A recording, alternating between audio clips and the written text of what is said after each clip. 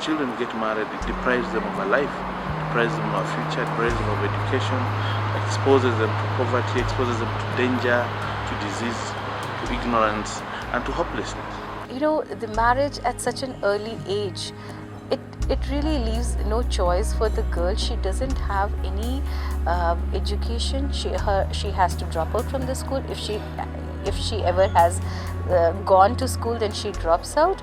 She doesn't have opportunities to learn, to interact with the peers.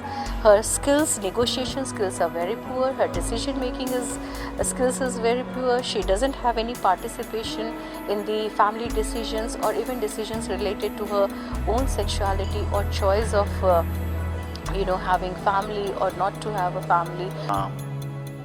Girls who are forced to be married to older men, they are abused in their families, and some of them, they end up running away from their families to the extent that some of them, they cannot take care of themselves.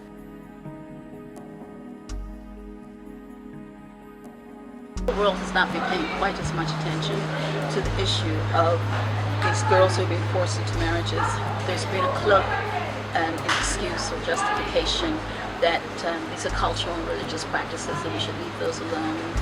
It's just too difficult to get traditional religious leaders to buy into the need to eliminate this practice.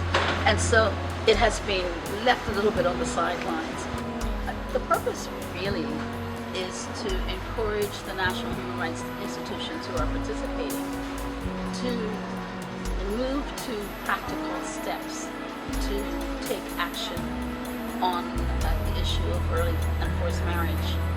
And it's also very significant to note that the experiences shared, although we've come from very different countries, have some very uncanny similarities, and therefore I think it also provides an opportunity that we are going to be able to work together in solving this issue of early and forced marriages. We need to go back in our respective countries and see how can we either we can integrate it with the running programs we have in our respective institutions. If we cannot integrate, then start up a new program specifically on ending or eliminating early forced marriages.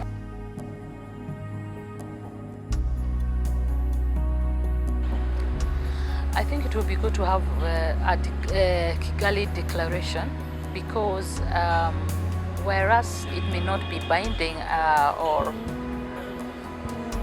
force us legally to do something, it's a declaration that we can speak to, and it's a declaration that we can take forward in terms of networking, advocacy within the various state agencies in Kenya.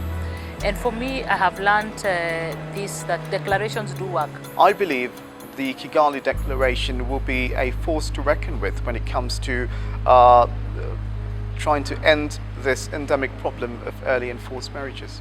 If women are not being trained, if the capacity of women are not built, if women are given out for marriage at early ages, meaning that every other thing in their life is stopped, is halted, then the development process of the world will be blocked. The community will not be enhanced.